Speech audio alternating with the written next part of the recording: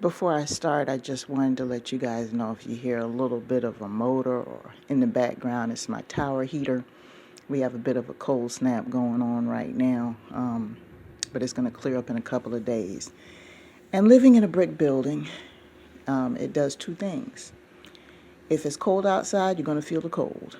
And if it's hot outside, you're going to feel the hot. So this is just used to kind of level off the temperature in here. But anyway, I come to you today to talk to you a little bit more about dealing with people who have criticism in regard to your mission. If you listen to any of my audios, it's already been established that that is a source of envy. It is. And there are, different types of envy. As a matter of fact, I'm going to start an audio series talking about different types of jealousy.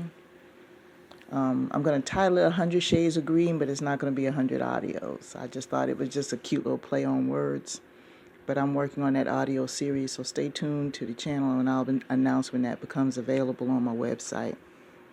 But anyway, talking about your gifts. We have to make sure that we understand and distinguish the fact that our gift belongs to us. And I said this before in previous audios. What is designed for you is designed for you, period. And the mistake that a lot of us make is that we're using our spiritual gifts to help people, but sometimes we get so caught up, we don't pay attention to where we need to display those gifts. We don't use discretion as to how and when. Sometimes it's about timing. Now, I understand sometimes that when you use your gifts to help people, you may not receive a favorable response because that person is damaged, because that person does not understand gratitude, or maybe they're confused about what you're trying to deliver. And if you checked out my Zoom called The Spirituality Connection, I did touch on there how we talk about the place and the space that you use your spiritual gifts, that you practice your spirituality so it could be more effective.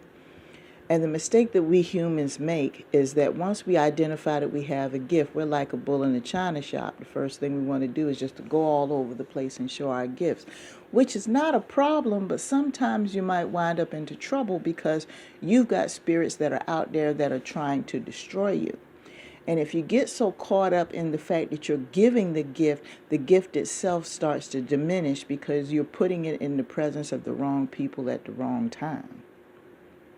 And you have to understand, your spiritual gift has nothing to do with anybody's opinion or anybody's lifestyle. It has nothing to do with the human existence as we see it.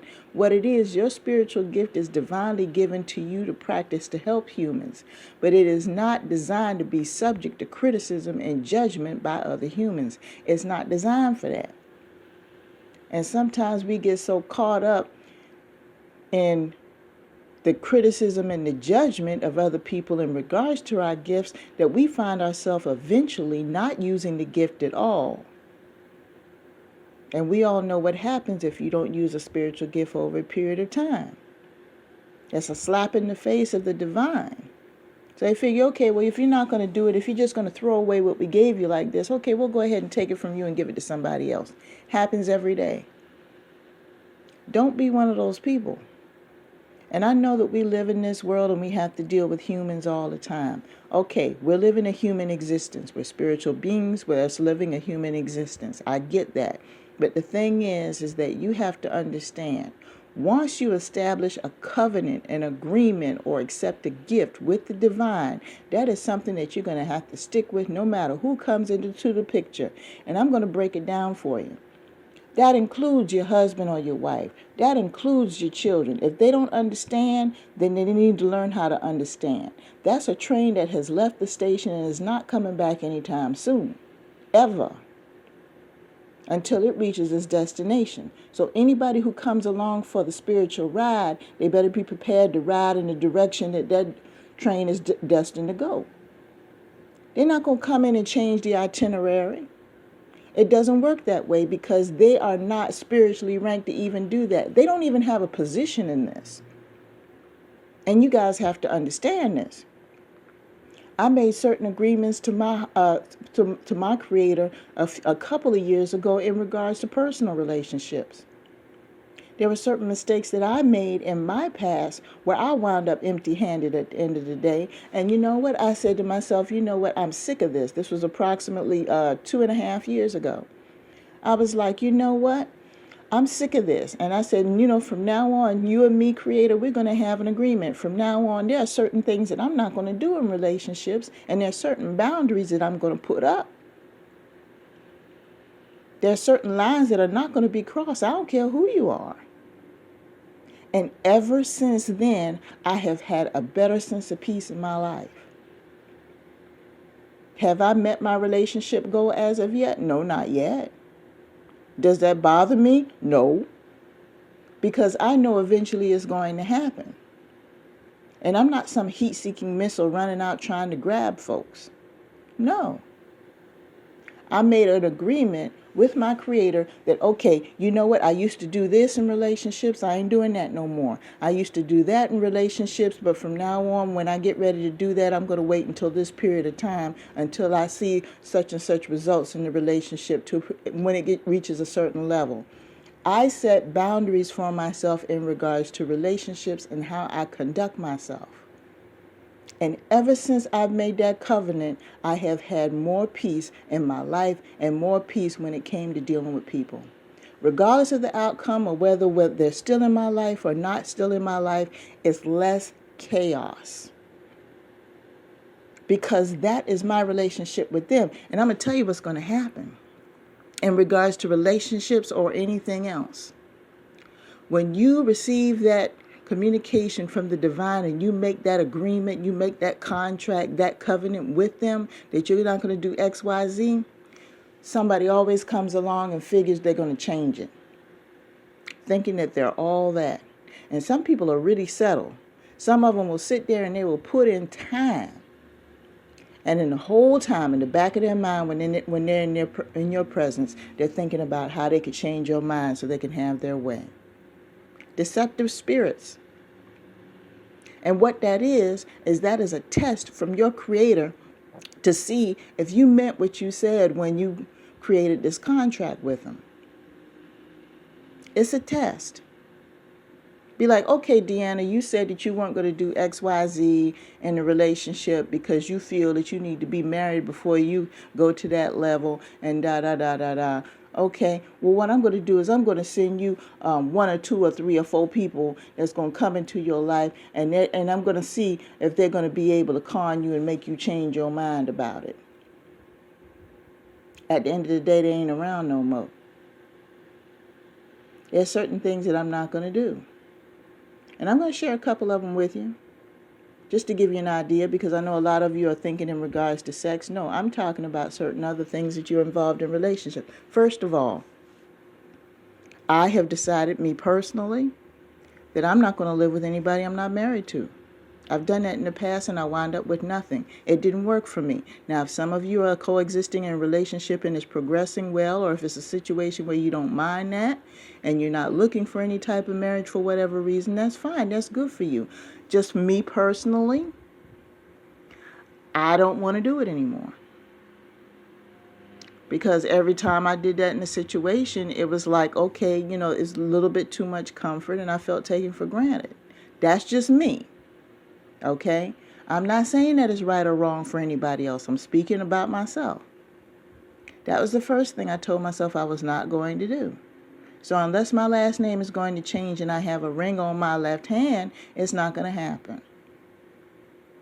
Now, the second thing that I said I was not going to do is I'm not going to go into any type of written contracts that obligate me financially with anyone that I know that I'm not going to be married to. If you or I are involved romantically, okay, and I don't have any indication of that going in that direction, and there has been no discussion of any type of a permanent relationship or anything like that, I am not signing any documents. I'm not co-signing for anything. I'm not, signing anything for you to get stuff. I'm not signing anything for you to get money. I'm just not putting my name on anything. The one person that I dated, I didn't even realize till after we were finished, they put me down as an emergency point of contact. And we broke up because of a third-party situation he was involved in. And apparently that third-party situation was not that great if he's going to turn around and put me down instead of the person that he was involved with. So what does that tell you? So when I found out about it, I went to the person who drew up the contract, and I told him, I said, either you tear it up, or I'm going to contact a lawyer, because I'm not involved with this person anymore, and I don't want to have anything to do with it, what's going on with them. That was kind of weird anyway. And I never even signed the paper. So those are just the two things that I chose not to do. And I made that a spiritual bond. I made that a spiritual promise to my Creator. And once it gets up to the divine, it's a wrap. So it doesn't matter who comes along. Is not going to change. And I've had a couple of people in the past try me. And when they realized after a while that it wasn't happening, then they came up with a reason not to deal with me anymore. Oh well. You've got to stand your ground. You got to dig your heels in. You got to let these folks out here know that you are not playing with your human existence.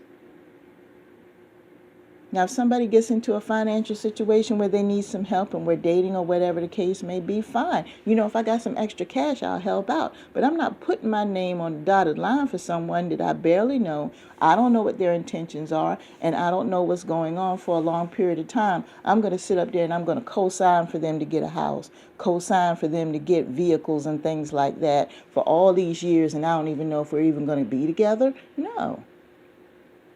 Because what's going to happen is well, let's say that you do split up later on and you want to move on in the next relationship. In the next relationship, you've got this situation where you signed for an ex. That's a blockage for any potential good relationships to come along, because the next person might not be down with you conducting business with an ex. You guys got to think things out.